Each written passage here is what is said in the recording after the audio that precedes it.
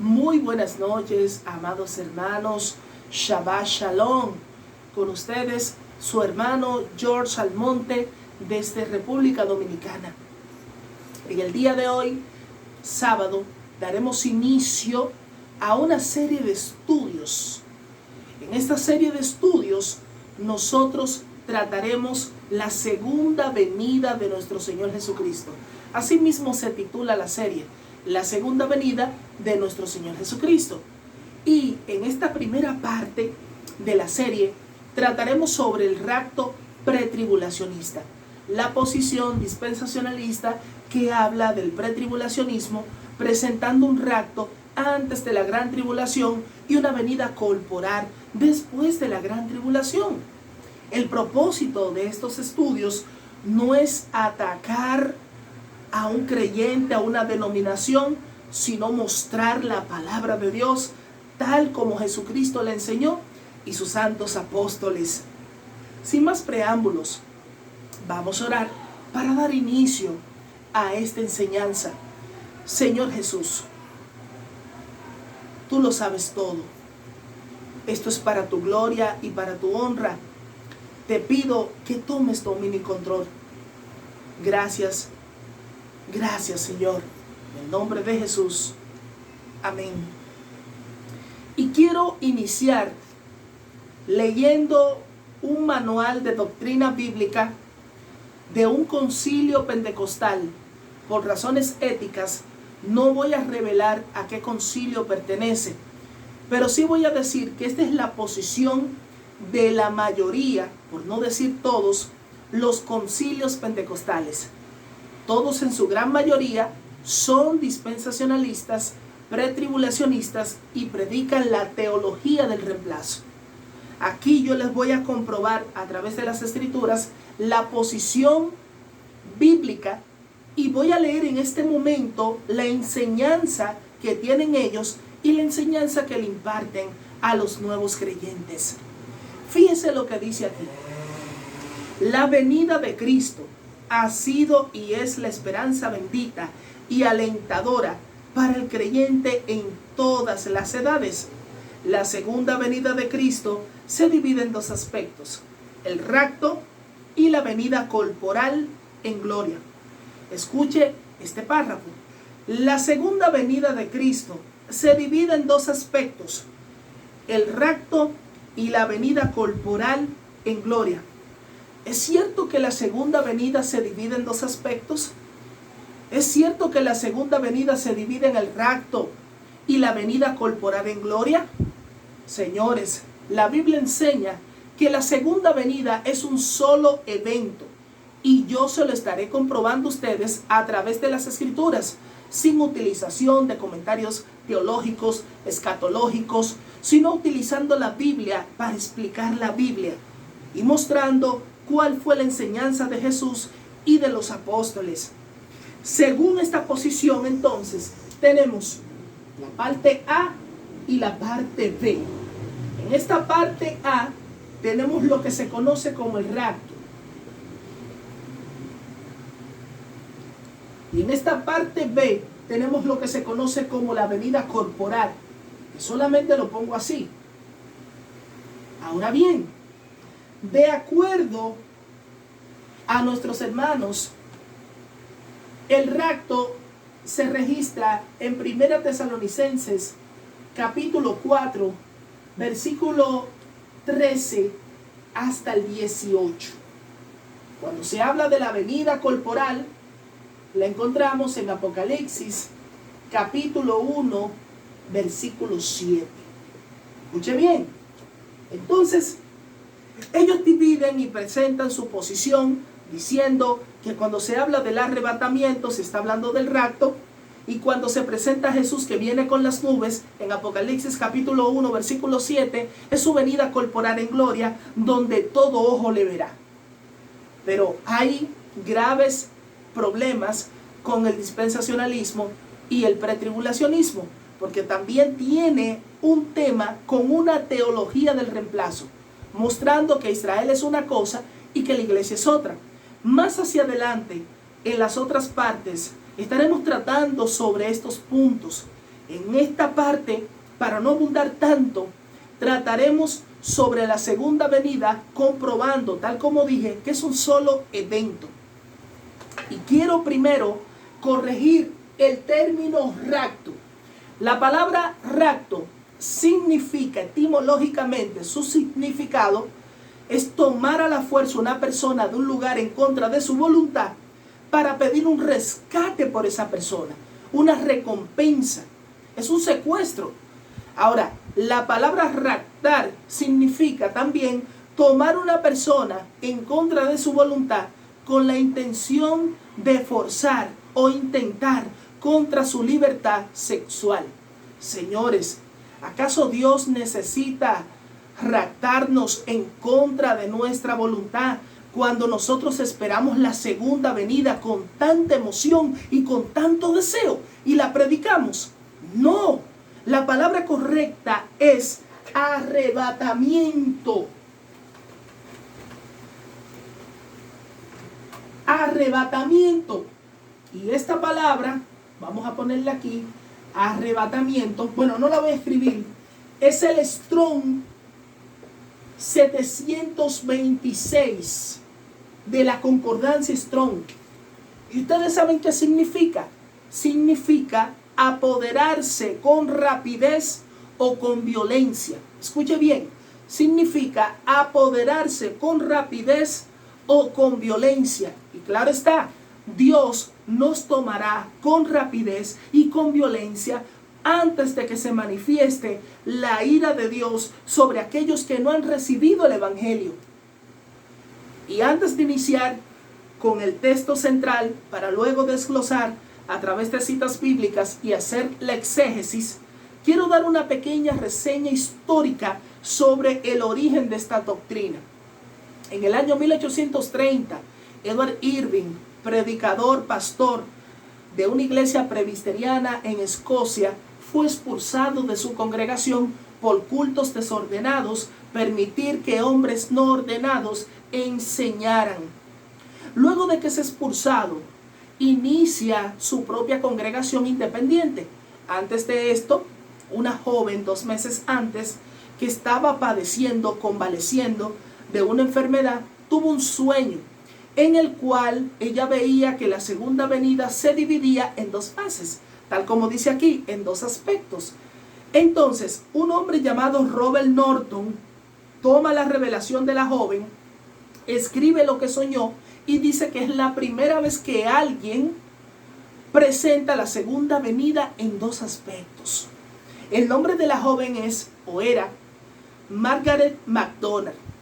Además de esto, no solamente dijeron que la segunda venida se dividía en 2 aspectos, sino también quién era el anticristo, que según ellos estaba para manifestarse en aquel entonces, el cual se llamaba Robert Owen, que era un socialista de aquel entonces.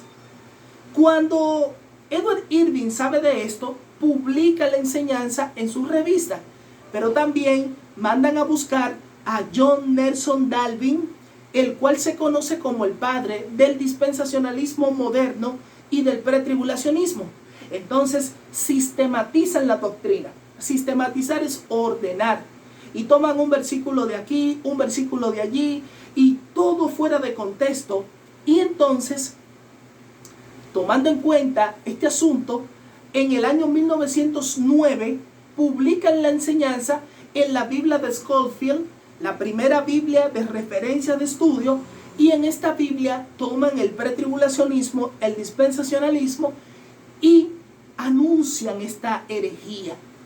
De ahí en adelante se ha empezado a anunciar con poder y preponderancia el pretribulacionismo como una doctrina bíblica no siendo bíblica.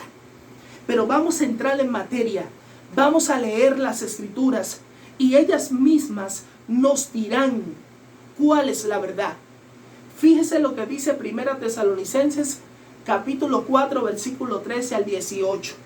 La palabra dice así: tampoco queremos, hermanos, que ignoréis acerca de los que duermen, para que no os entristezcáis, como los otros que no tienen esperanza. Porque si creemos que Jesús murió y resucitó, así también traerá Dios con Jesús a los que durmieron en él. Por lo cual os decimos esto en palabra del Señor, que nosotros que vivimos, que habremos quedado hasta la venida del Señor, no precederemos a los que durmieron, porque el Señor mismo, con voz de mando, con voz de arcángel y con trompeta de Dios, descenderá del cielo, y los muertos en Cristo resucitarán primero. Luego nosotros, los que vivimos, los que hayamos quedado, seremos arrebatados juntamente con ellos en las nubes para recibir al Señor en el aire, y así estaremos con el Señor. Por tanto, alentaos los unos a los otros con estas palabras. Entonces, está hablando, según 1 Tesalonicenses capítulo 4, versículo 17, que el término correcto es arrebatamiento, el cual se pronuncia en griego harpazo. Y vemos aquí que dice que el Señor con voz de mando, con voz de arcángel y con trompeta de Dios descenderá del cielo, y los muertos en Cristo resucitarán primero. Ahora, la misma Biblia nos dice el orden cronológico de las resurrecciones. Y también, de acuerdo al Apocalipsis, tenemos un diagrama. Tenemos 7 sellos.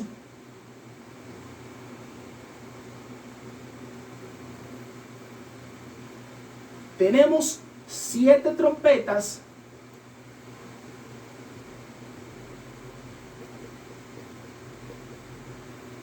Y tenemos 7 copas. Cuando se abra el 7º sello, viene el sonar de las 7 trompetas. A la final trompeta se arrebata la iglesia, su pueblo. Voy a hablar de la iglesia como el pueblo de Dios. Más hacia adelante definiré por qué. Y después que la iglesia es tomada, arrebatada, el pueblo de Dios, se derraman las copas de la ira sobre todos los incrédulos y opositores del evangelio. Ahora, de acuerdo al libro de Apocalipsis, la 7ª trompeta se encuentra en el capítulo 11, Apocalipsis 11, versículo 15. Y esto podemos tomar como concordancia bíblica 1 de Corintios, capítulo 15, versículos 51 al 53, donde nos habla de la final trompeta. Y también 1 Tesalonicenses, del texto que estábamos leyendo, capítulo 4, desde el verso 16 al 17. Ok. Ahora nosotros vamos a leer esas escrituras para que veamos por nosotros mismos qué acontece cuando suena la final trompeta. Y de acuerdo al mismo libro de Corintios, se nos muestra cómo será el orden de las resurrecciones. Y esto está en el versículo 23 de este capítulo 15 de la primera carta de Corintios. Apocalipsis 11:15 dice de la siguiente manera: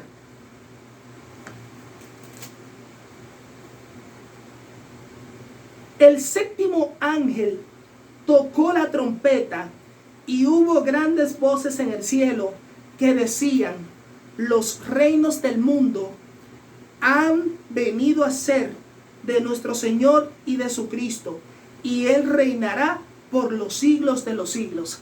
Inmediatamente la 7ª trompeta suena, los reinos del mundo han venido a ser de nuestro Señor Jesucristo, y Él reinará por los siglos de los siglos, para siempre, jamás.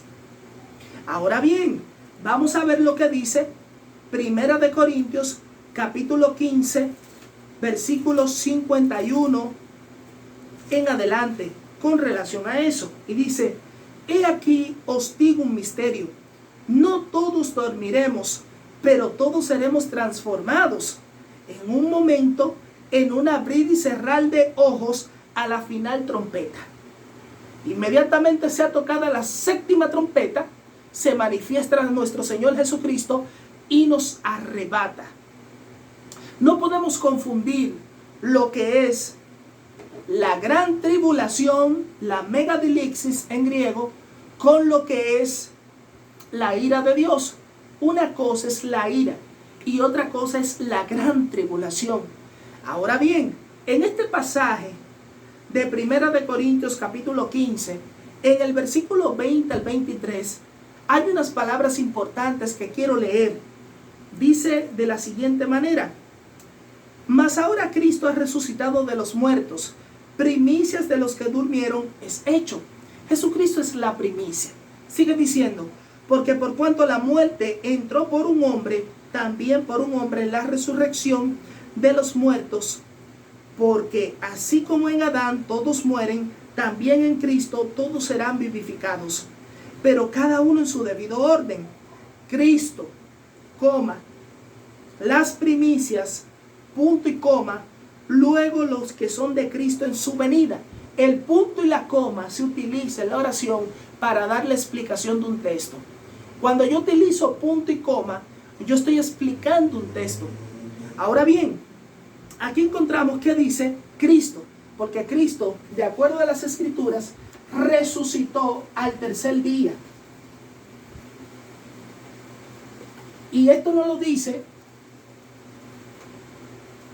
el Evangelio según Mateo, capítulo 12, versículo 38 al 40.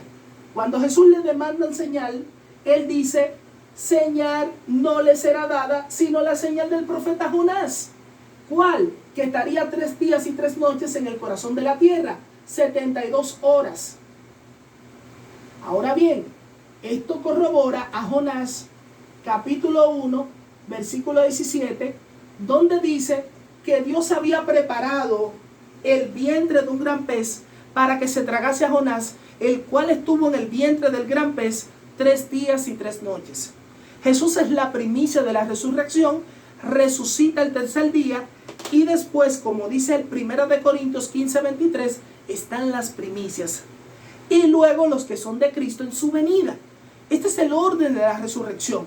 Jesucristo que resucitó, las primicias, los cuales encontraremos en el capítulo 27, versículos 51 al 53 de Mateo, y nosotros los que somos de Él en su venida. Ahora, según Mateo 27, versículos 51 al 53, nos habla de este evento, donde dice: he aquí, el velo del templo se rasgó en 2, de arriba a abajo, y la tierra tembló y las rocas se partieron. ¿Por qué el velo del templo se rasga de arriba abajo? Para que se entienda que no fue un hombre, que fue algo divino, algo sobrenatural que rasgó el velo del templo. Porque el velo del templo separaba el lugar santo del lugar santísimo. Y cuando el velo del templo se rasgó, tuvimos entrada al lugar santísimo a través del sacrificio de Jesús. El sumo sacerdote entraba una vez al año, el séptimo mes, el 10º día de ese mes, a hacer la expiación continua de los pecados en Yom Kippur. Ahora bien, dice aquí: y se abrieron los sepulcros y muchos cuerpos de santos que habían dormido se levantaron. Jesucristo resucita y muchos santos que habían muerto resucitan después de la resurrección de Él. Dice aquí: y saliendo de los sepulcros después de la resurrección de Él, vinieron a la santa ciudad y aparecieron a muchos. Estas son las primicias. Jesucristo cumplió con las fiestas. Por eso Pablo dice: son sombras proféticas, porque el cuerpo es Cristo. Colosenses capítulo 2.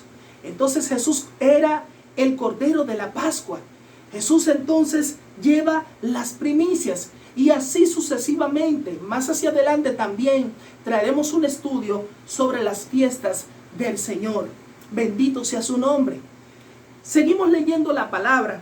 Y ahora vamos a despejar el asunto y a mostrar textualmente, explícitamente, sin duda alguna, que la segunda venida es un solo evento. Y es a final del siglo, al final del siglo, corrijo. Y es un evento visible. Y quiero empezar con el capítulo 9, versículo 27 al 28 del libro de Hebreos, donde dice: y de la manera que está establecida para los hombres que mueran una sola vez, y después de esto el juicio, así también Cristo fue ofrecido una sola vez y aparecerá por segunda vez sin relación con el pecado para salvar a los que le esperan. Voy a repetir esta cita bíblica. Así también Cristo fue ofrecido una sola vez para llevar los pecados de muchos. No dice los pecados de todos. El sacrificio de Jesús es válido en aquellos que le reciben. Sigue diciendo: y aparecerá por segunda vez sin relación con el pecado para salvar a los que le esperan. Entonces, no está diciendo que se divide en dos aspectos. Está diciendo que aparecerá por segunda vez. No dice, según el pretribulacionismo, la palabra pre, el prefijo pre, significa antes de. Entonces, de acuerdo aquí, Él aparecerá por segunda vez. Voy a escribir las citas bíblicas. Por segunda vez, Hebreos 9:28, sin relación con el pecado para salvar a los que le esperan. Ahora, ¿quiénes esperamos a Jesús? Su pueblo. Los inconversos, los incrédulos, los impíos no esperan a Jesús. Nosotros esperamos a Jesús. Y Él, de acuerdo al capítulo 9, versículo 28, no aparecerá una segunda y tercera vez. Él aparecerá una segunda vez. Es lo que me está diciendo mi Biblia y la Biblia suya en el capítulo 9, versículo 28 del libro de Hebreos. No está hablando de una segunda o tercera vez, porque si Jesús viene por la iglesia a raptarla y luego viene corporalmente, viene una segunda y viene una tercera vez. Y según otras posturas escatológicas, hasta una cuarta vez. Mira hasta dónde llega el asunto. Pero,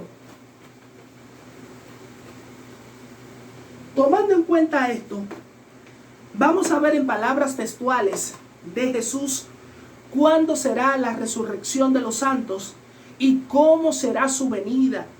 En este estudio no podré abarcarlo todo, por eso es una serie. Lo que se me quede para la segunda parte lo traigo y así sucesivamente voy tratando cada parte. Entonces, vámonos al Evangelio según Juan, capítulo 6, versículo 39. Este capítulo me gusta mucho porque Jesús en los versículos 39, 40, 44 y 54, Jesús dice aquí que la resurrección es en el día final. Día final. Según este capítulo, Jesús dice que la resurrección es en el día final. Y esto está clarísimo. Según otras versiones, se dice en el último día o en el día postrero, pero aquí dice en el día postrero en la Reina Valera o día final. Miren lo que dice el versículo 39. Y esta es la voluntad del Padre, el que me envió, que todo lo que me diere no pierda yo nada, sino que lo resucite en el día postrero. Vuelve y repite ahora en el versículo 40. Y esta es la voluntad del que me ha enviado, que todo aquel que ve al Hijo y cree en Él tenga vida eterna, y yo lo resucitaré en el día postrero. Versículo 44. Ninguno puede venir a mí si el Padre que me envió no lo trajere, y yo lo resucitaré en el día postrero. Versículo 54. El que come mi carne y bebe mi sangre tiene vida eterna, y yo lo resucitaré en el día postrero. Está clarísimo aquí. Está diciendo que Jesús va a resucitar a los santos en el día postrero. Por lo tanto, su segunda venida es después de la gran tribulación. No es antes, es mucho después. Digo después, corrijo. Y vamos a ver en Juan 11:24, lo voy a leer desde el 23, lo que acontece y lo que Marta le dice cuando Lázaro ha muerto. Lázaro ya tiene 4 días de muerto. De acuerdo a la ciencia, cuando una persona fallece, entra en descomposición al 3er día o en putrefacción, conocido así también. De acuerdo a la física, la muerte se conoce como la desintegración de la materia. De acuerdo a la Biblia, la muerte se conoce como la separación del espíritu y el cuerpo, según el capítulo 2, versículo 26 del libro de Santiago. Ahora, dice aquí, Jesús le dijo, tu hermano resucitará. Marta le dijo, yo sé que resucitará en la resurrección, en el día postrero. Hasta Marta sabía cuándo sería la resurrección. Si ella hubiese dicho algo incorrecto, Jesús le hubiese dicho, Marta, estás equivocada. Yo vengo primero de forma secreta, voy a tomar a mi iglesia y después vendré de forma corporal.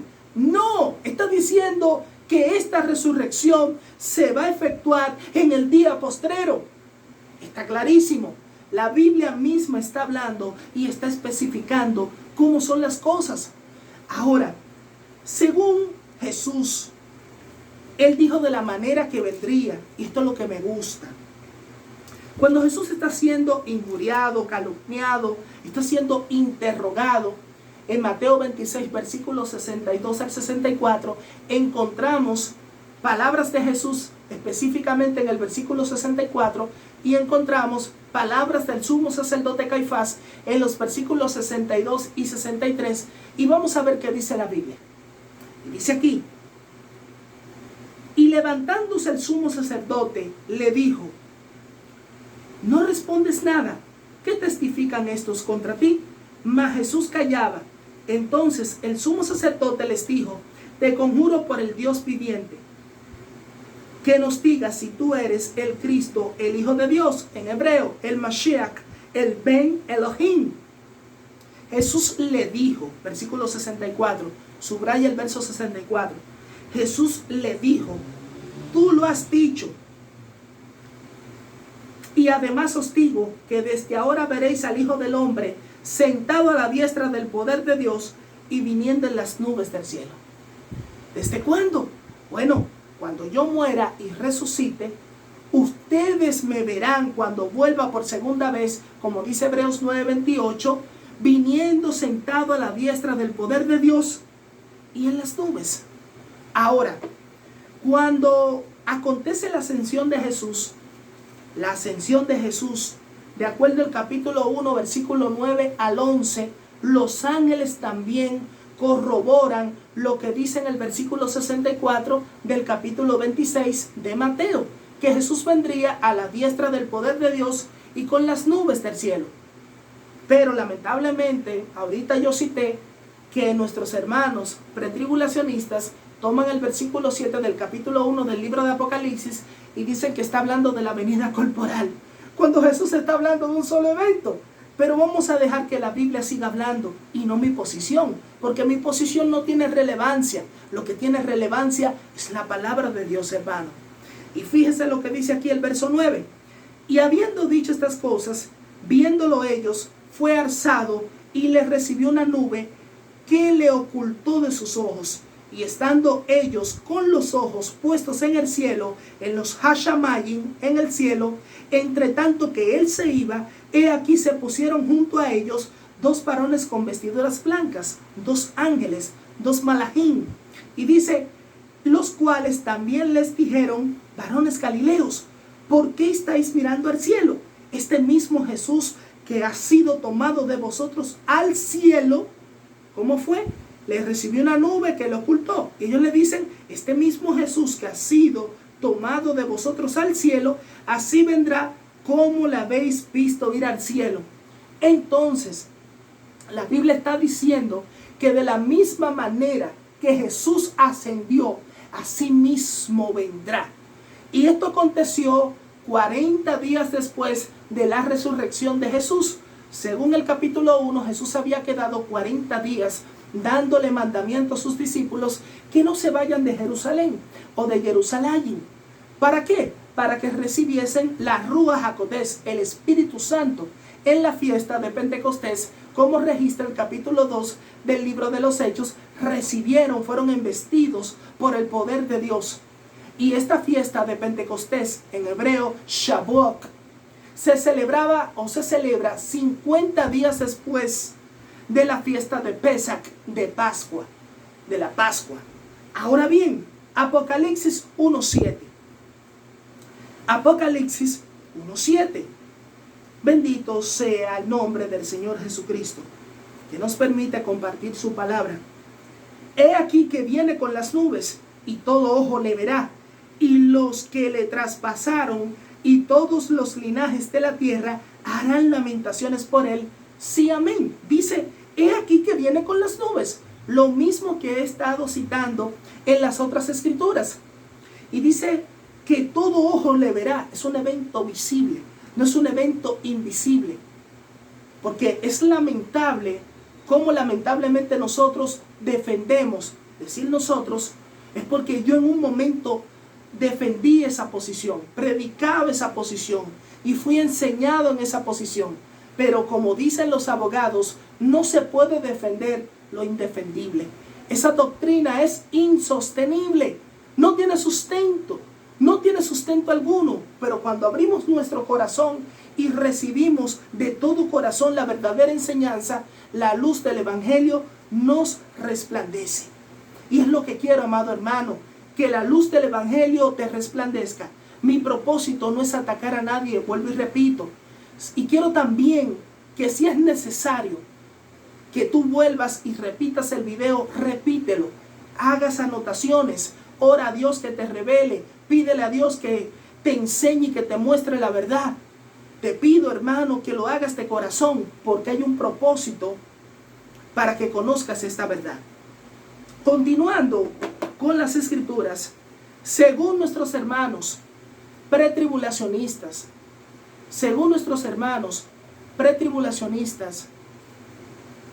ellos dicen que los que vienen en las nubes son los santos. Vamos a ver si eso es cierto. Vamos a ver en 1 Tesalonicenses capítulo 3 versículo 13. 1 Tesalonicenses capítulo 3 versículo 13. Mira lo que dice: para que sean afirmados vuestros corazones irreprensibles en santidad delante de Dios nuestro Padre en la venida de nuestro Señor Jesucristo con todos sus santos. Ok, también toman esta cita bíblica y la sacan totalmente de contexto y dicen, su santo, está hablando de nosotros, de la iglesia. En la versión Kadosh de la Biblia Kadosh, la palabra Kadosh significa santo.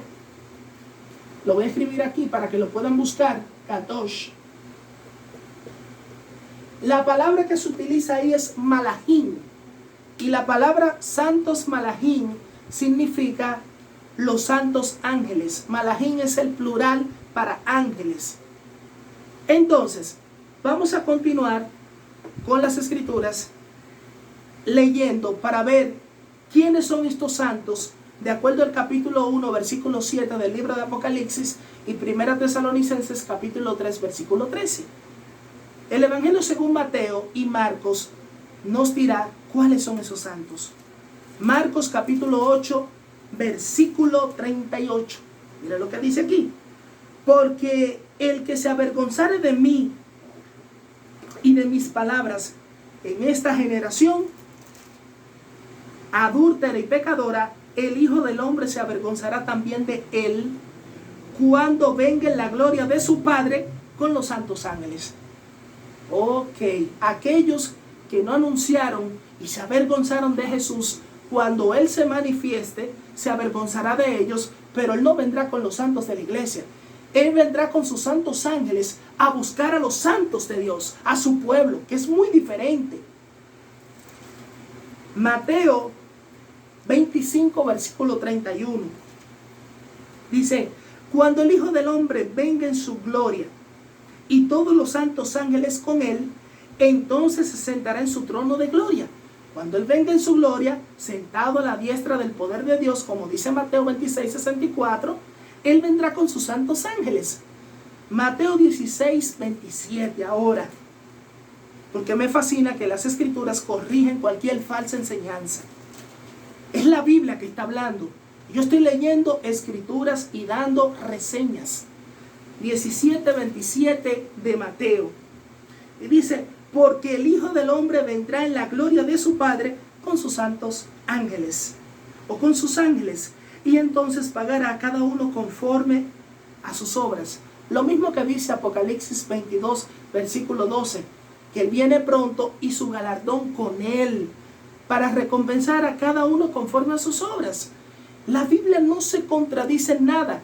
Quienes formamos muñecos teológicos en los cementerios teológicos, seminarios o cementerios, es lo mismo, porque son enseñanzas de hombre y no lo que la Biblia establece y estipula.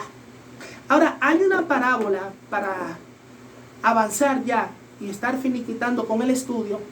Hay una parábola que está en el capítulo 13 del Evangelio según Mateo.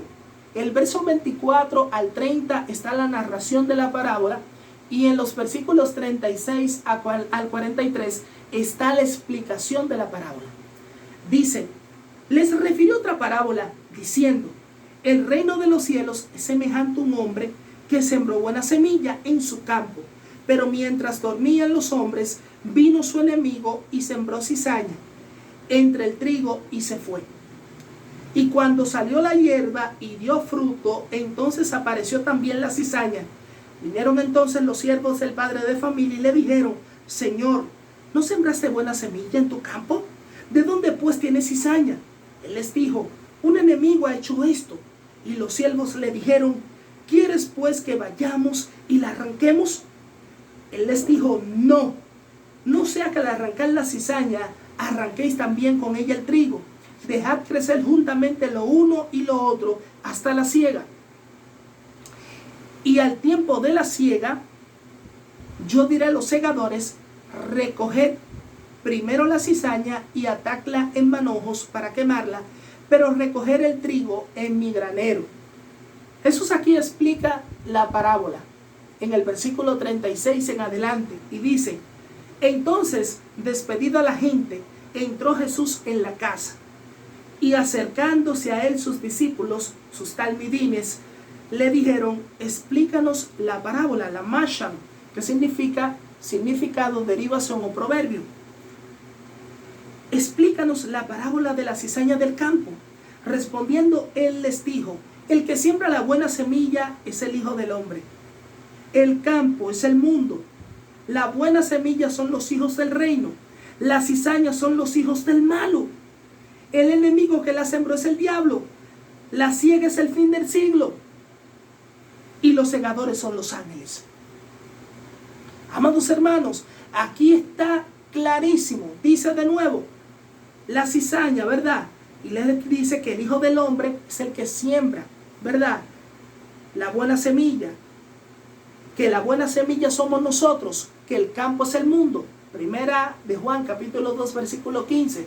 No améis al mundo, ni las cosas que hay en el mundo. Si alguno ama al mundo, el amor del Padre no está en él. Dice que el enemigo que sembró es el diablo. Segunda de Corintios, capítulo 4, versículo 4. El Dios de este siglo. Y dice que el fin del siglo, que la siega es el fin del siglo y los segadores son los ángeles. Lo mismo que hemos estado leyendo en cada versículo bíblico. Y sigue diciendo, de manera que como se arranca la cizaña y se quema en el fuego, así será el fin de este siglo. Enviará el Hijo del Hombre a sus ángeles y recogerán de su reino todos los que sirven de tropiezo y a los que hacen iniquidad. Y los echarán en el horno de fuego. Allí será el lloro y el crujir de dientes. Entonces los justos resplandecerán como el sol en el reino de su Padre. El que tiene oídos para oír, oiga, oiga. Y voy a pararlo hasta ahí el estudio. Y todavía falta muchísimo, pudiera continuar. Pero la misma Biblia ha hablado en el día de hoy. La gloria sea para nuestro Señor Jesucristo. No es mi posición, es la posición de la palabra de Dios. Hermano, no es la posición de George Almonte, es la posición apostólica, es la posición de nuestro Señor Jesucristo. Quiero ya finalizar despidiéndome. Si este estudio ha sido de bendición, apóyanos, suscríbete, el tiempo ya está encima, y espera la segunda parte en la cual yo seguiré desglosando todos los puntos que me quedaron pendientes.